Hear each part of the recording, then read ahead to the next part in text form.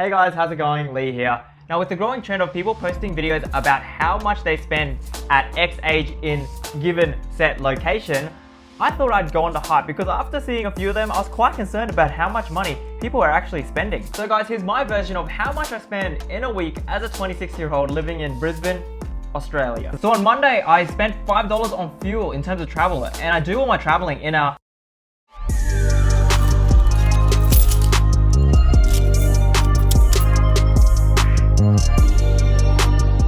So, 2010 Toyota Yaris, that's the type of car that I drive. Yeah, nothing fancy, gets me from point A to B. Funny story, before I had this car, I had another Toyota Yaris, which was a hatchback. Now, I'm on the road, so there's a bit of noise here. But yeah, so I ended up just buying another one after the first one got written off. Some drunk dude destroyed it while it was parked. And this cost me under $8,000, 40 liters in the fuel tank, and is so cheap to run. Yeah. Keep your expenses down.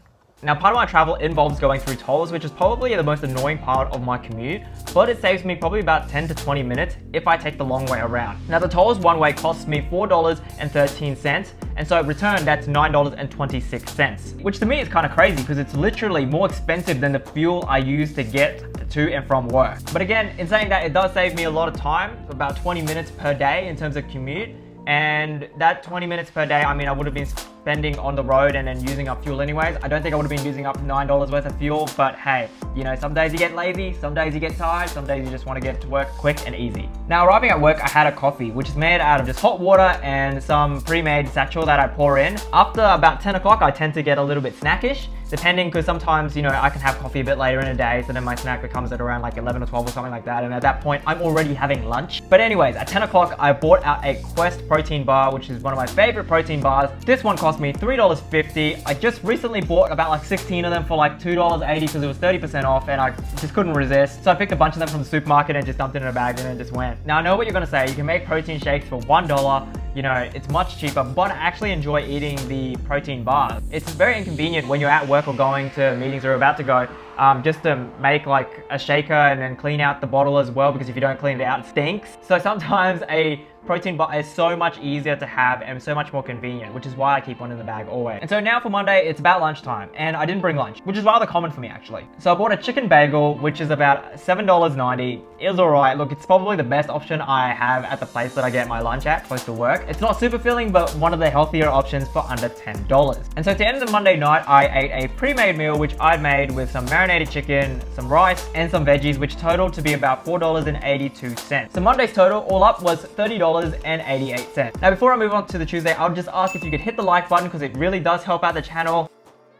So on Tuesday, I had a slightly different schedule for work, so the drive wasn't actually as long, and the total cost was about $4 for fuel this time. This $4 in fuel also included my drive to go play tennis in the evening. I just included now because it was part of the commute, and that was about $12 for a court hire for 2 hours. By no means am I any Roger Federer or anything like that. I just like tennis for the social aspect, just to catch up with some friends that I normally don't see. Now during the day, I also had another Quest bar for brunch, so that was about $3.50, and I had 2 of those pre-made marinated chicken and vegetable meals, so that totaled up to be $9.64. After work, I also ended up going to buy a whole bunch of coconut water, just because I need coconut water for tennis, and I generally buy it in bulk because I try to drink it every day, and that came to the total of about $11.06. It's a lot of coconut water. Now you'll notice one thing on Tuesday's list, I do not have coffee on it. Now what I generally try to do, I mean, even though it's 40 cents, what I generally try to do is try to have 1 or 2 days that I have coffee and then 1 day where I don't have coffee, just so the effectiveness of caffeine is still effective to my body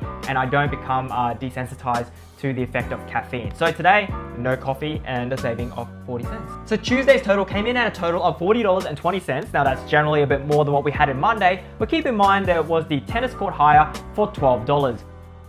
Now we're on to Wednesday for the normal commute to work. Now we've got cost in terms of fuel and the big toll fees, all totaling up at $14.26. That morning I did have my morning coffee, so you know, 40 cents there. Love my little life hacks. And during the day, my manager and I got a bit peckish, a little bit more than peckish. So then we went out for a big lunch and we both got what's called a halal snack pack. Now, for those of you who don't know what that is, it's basically fries with chicken salt with your choice of doner meat, you know, the meat that they use in kebabs. And we ate it actually relatively later because we were both quite busy.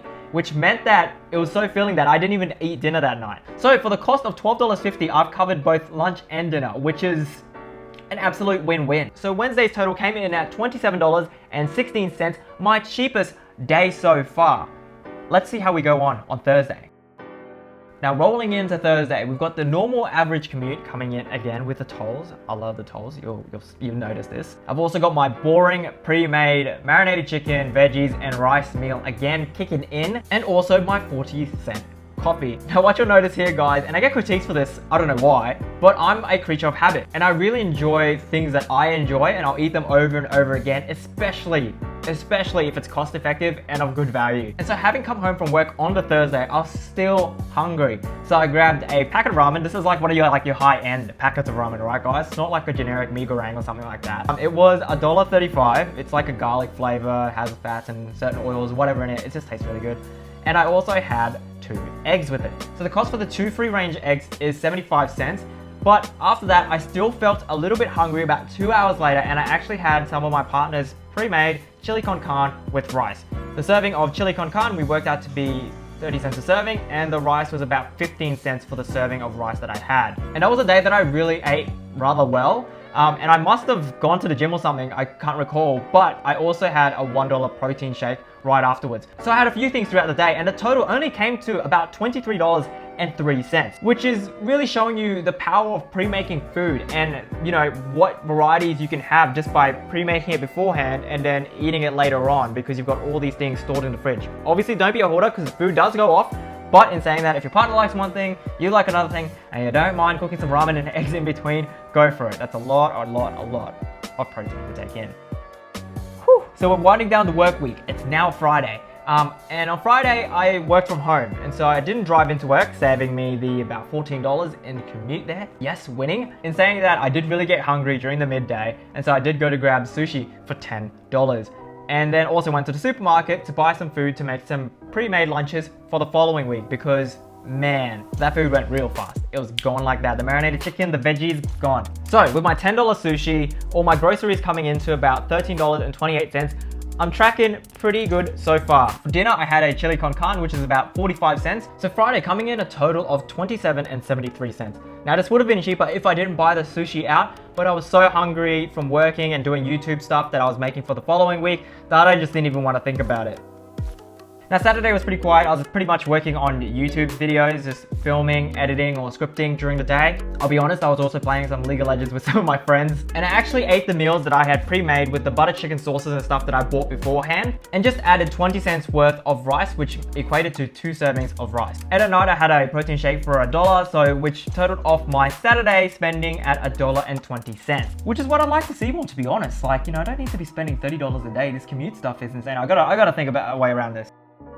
So the last day of the week, Sunday, I started off with another coffee. Again, 40 cents. I'm just kidding, I actually had 2, so it was about 80 cents. I had one in the morning and one in the afternoon. Not gonna lie, that morning I was feeling really hazy, tired, and hungry. So we went to GYG to pick up a breakfast burrito, which came in at $7. Then I spent about $15 on groceries to buy some more ingredients for next week. It was probably some vegetables or something, I can't recall. And because I was feeling something a little bit sweet and my partner wanted one too, we ended up getting a bubble tea, which cost me about $6.50. And the travel expense for all of that fuel that day was only about $3. So Sunday's total came in at $31.50. A bit more expensive, and I really need to cut out that breakfast burrito. But man, it was so good. So I want to run through the fixed annual expenses that I have to pay. Now currently my partner and I are renting. We are looking to buy a place in the future, but at the moment we're just looking to stay liquid and enjoy our lifestyle and not be tied down with a lot of capital to a property. So at the moment, the rent currently is $300 a week. Divide that by 2, it is $150 a week for myself. Jumping on to car insurance. Now car insurance is at $689.33, and that's with Budget Direct. And per week, that is $13.26. Vehicle registration. I currently only drive one car, and the registration for that annually is about $745.10. And broken down to a weekly cost, it comes to $14.33.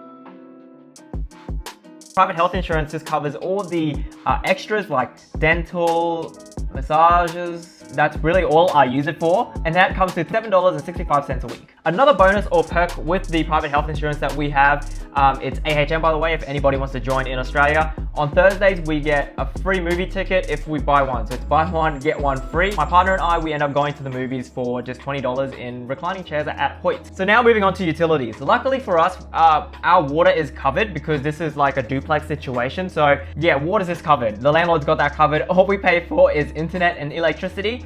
And that comes to a total of $1,560 annually. Broken down, that is about $15 per week for the internet and electricity. Could it be cheaper? Absolutely. Do I really mind? Not at all. Now for my mobile, I'm on a relatively cheap plan. I use Genie Mobile, which has now moved to Vaya Mobile, but there's Audi and all these other alternatives in Australia, and generally you can go from as cheap as $10 all the way upwards to $30. And so my annual fixed cost for mobile is $279.96. Or per week is $5.83 a week. That includes unlimited calls and unlimited texts. Now this one for sure is gonna get a lot of people angry, but it is my credit card annual fees. Now I have two credit cards that I'm currently using. One is I have the American Express Explorer. That annual fee is $399. In saying that, I will defend Amex here and say that I get $400 in travel credits to use through their travel system. I do really like the hotels and selections that Amex has, and it's international. So there are so many hotels to choose from, all the way from very budget, you know, hostel type of looking places that I've been to in Singapore, which were lovely by the way, don't get me wrong, upwards to the Versace down at the Gold Coast, which is quite an extravagant experience. The other card that I'm holding on to is the Qantas Premier Platinum card. Now I just recently did a review on that, so go check that out up there if you want to. Great card, doing it for the 120,000 Qantas frequent flyer points. I always get it muddled up and I end up saying like $120,000, but it is just the frequent flyer points, and I'm holding that on for about 6 months to get the full points, and then who knows what I'll do with the card. Credit card fees comes to a total of $11.50. If you take away the $400 in travel credits, then really, you know, I'm only spending about $189 in credit cards. But I'll leave that up to you. I know there's a lot of judgment around that, but honestly, I really do like the Amex card and the experiences I've had with it so far. All of that totals up to $217.57. Some of my other fixed costs, and these are obviously discretionary, are my subscriptions. The first one is Spotify, coming in at 75 cents. This is through a family plan with my partner, so we split the cost for that. The next one is YouTube Red or YouTube Premium, which is costing me about $2.22 per week. Adobe, so I use that for Photoshop and Lightroom, and per week that is coming in at $3.57. My gym cost is about $11.52, and Audible is about $2.86. So all up for my subscriptions per week is $20.92. I should probably actually cut that down. That seems quite big now that I've actually totaled it up. So how does an expense like this fare to an average Australian full-time income? So the average Australian income is $86,268, which after tax is $64,959. You break that down on a weekly basis, is about after tax $1,249.21. My expenses come in at $391.26. Work out the percentages in Excel because you're terrible at maths and your parents are disappointed, and you get a utilization rate of 31%. So I'm pretty happy with that, and that's generally about right, because on some weeks I'll spend a little bit more, on many weeks I might spend a little bit more, but I actually earn more than the average Australian income, just a little. So yep, that is my spending, guys, and how much I spend in a week as a 26-year-old in Brisbane, Australia on an average Australian income. There are ways I can minimize my costs, but in saying that, I think I've cut a lot of corners on just the daily expenses, which covers many of my subscription services, my credit card annual fees, and I gotta say I'm pretty happy with $391 on a weekly expense basis, expense. All right guys, that's it from me. I hope you guys enjoyed the video. Catch you all later. Ciao.